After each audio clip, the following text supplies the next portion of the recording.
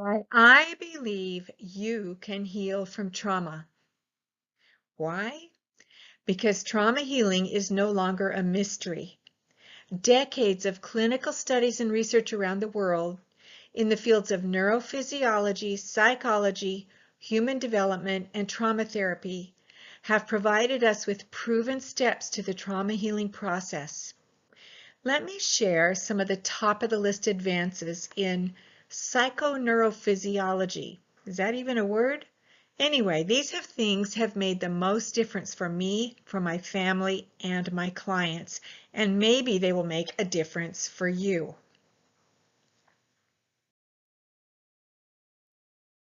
When it comes to research, one very significant body of work was the Adverse Childhood Experience Studies. These began in the 90s and continued for about 30 years. Kaiser Permanente initiated this research to project the expected cost of providing health care for high-risk populations. The study developed 10 questions for participants about their childhood, aimed at identifying whether the person had experienced or witnessed mental, emotional, or physical trauma or abuse. Now, each question was counted equally as just 1 point, regardless of the severity of the experience itself. This research revealed that those with the higher ACE scores on a scale of 1 to 10 would experience more chronic health issues later in life. And why? Because the biochemistry of overwhelming traumatic stress can be repressed and stored in the body for decades, and it comes out later in the form of mental or physical symptoms. This stress chemistry can build up to unmanageable levels and negatively affect our thoughts, perceptions, choices, and behaviors.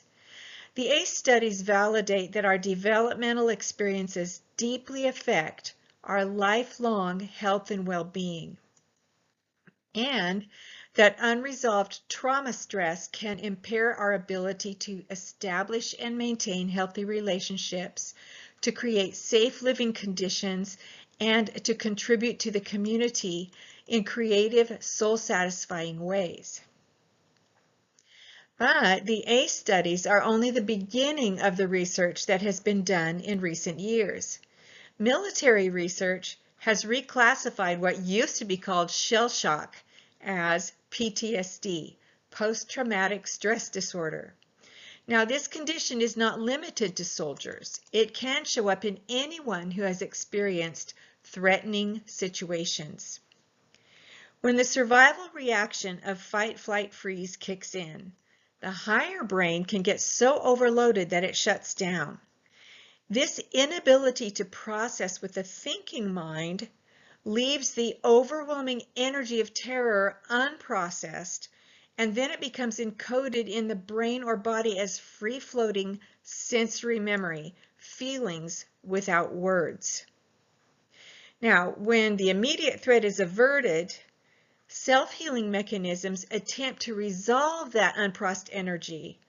And the way it does it is by bringing up these free-floating fragmented memories to the conscious mind for acknowledgement and processing in an effort to restore inner harmony. But there is a tricky part to this. If the person does not understand that their brain and body are trying to heal by integrating intrinsic memory with narrative memory, then they may subconsciously resist the healing processes because the memory fragment is associated with a feeling of overwhelming terror.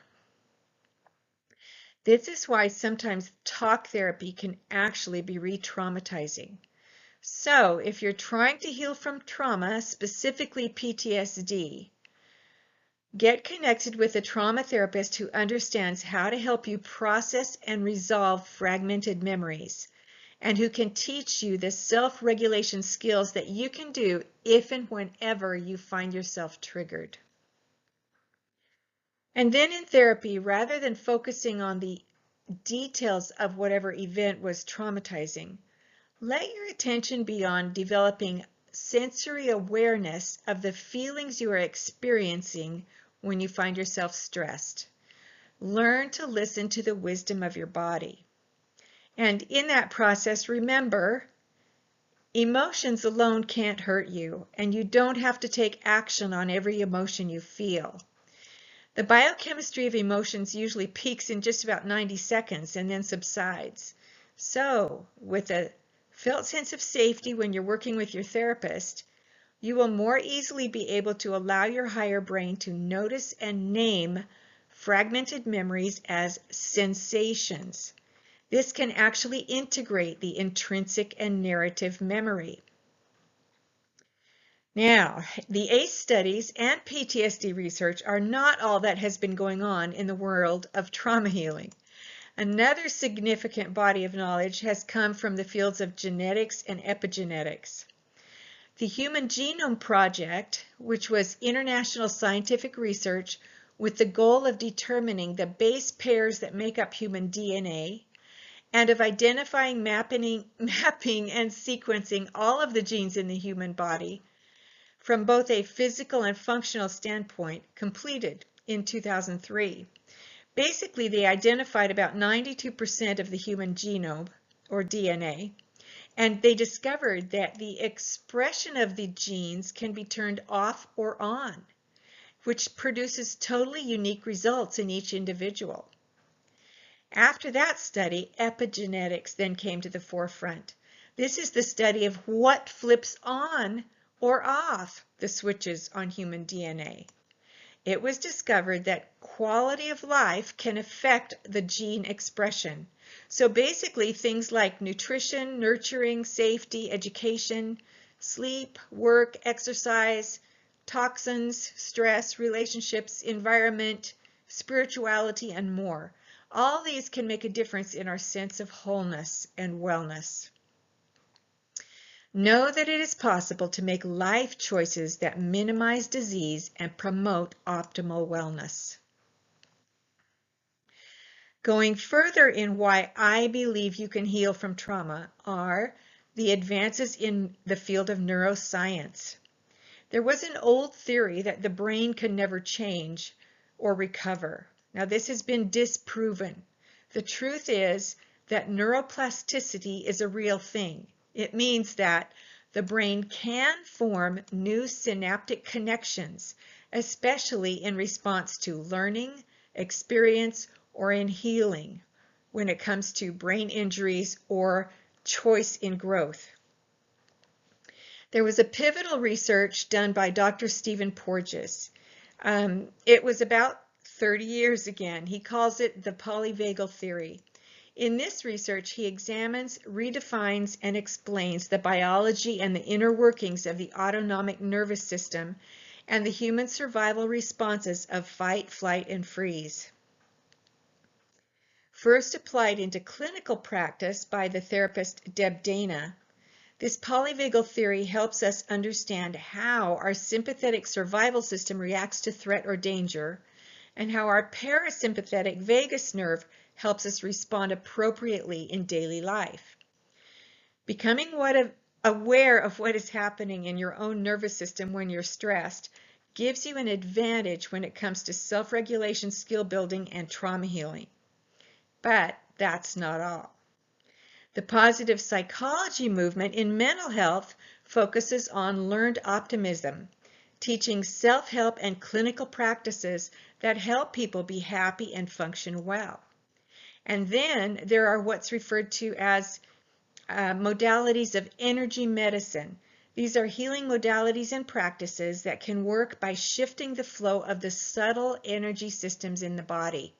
Think things like EMDR, biofeedback, acupuncture, acupressure, massage, applied kinesiology, Reiki, craniosacral therapy, Eden energy medicine, the emotion code, the body code, body talk, quantum touch, theta healing, sound healing, light healing, meditations, heart math, coherence healing, and more. I found it really interesting that our traditional Western medicine is built on Newtonian physics, even though quantum physics, a higher body of work, was discovered decades ago. Quantum physics is a fascinating and very deep field of study. I'm a total novice in it, but I've read enough that I am convinced that the quantum field is the energy field of creation, and you can create your life. Now, don't forget there are many faith-based mindfulness, meditation, and spirituality healing methods also. What's important is to explore a little bit about different healing methods and figure out which might be the best place for you to begin based on your resources and what is available to you and what feels right to you. There has been so much research in recent decades that I am totally confident in your ability to improve your state of well-being regardless of the challenges you have faced. The good thing is you don't have to do it alone. The researchers in each of these fields of study have gone before you and are sharing what they've discovered through their research, their publications, and their programs. Whether you begin with watching online videos, listening to podcasts, reading books, or finding the right therapist online or someone that you can go to in your local area, your healing path will be unique to you. The important thing is that there is plenty of research that strongly suggests there is realistic hope for healing. Sometimes the hardest part is to just choose to show up for yourself and for those that you love and doing the work that it takes to heal. So, why do I believe you can heal from trauma? Because trauma healing is no longer a mystery. Years of scientific research and clinical experience prove that healing from traumatic experiences is possible. Healing and wholeness is an ongoing process, a continuum, just like life itself. You can learn how to do what it takes to feel more hopeful, stable, resourceful, empowered, and creative. You can become a more whole, healthy, and happy version of yourself. I pray that God will bless you on your journey.